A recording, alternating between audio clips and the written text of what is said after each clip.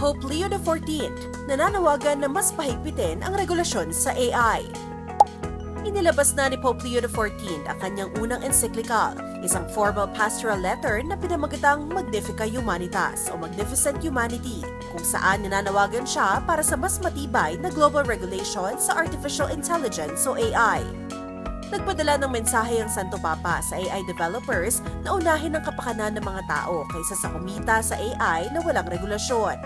Itinuturing ni Pope Leo XIV ang AI bilang isang malaking global challenge na kailangang pagtuunan ng pansin dahil sa mga negatibong epekto na dulot nito sa trabaho, digmaan at iba pang aspeto sa buhay ng tao. Binigyang diin din ng Santo Papa ang kanyang matibay na pagtutol sa paggamit ng AI sa mga desisyong kaugnay ng pagkitil ng buhay. Nagpapakita ito sa kanyang paninindigan laban sa AI-controlled weapons.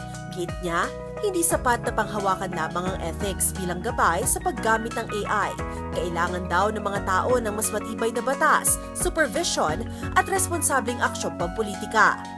Nananawagan din ang Santo Papa para sa pagkakaroon ng transparency sa paggamit ng AI sa military decisions. Inaasahan na magiging mahalagang reference ang kauna-unahang encyclical ni Pope Leo XIV sa global na diskusyon tungkol sa AI policy.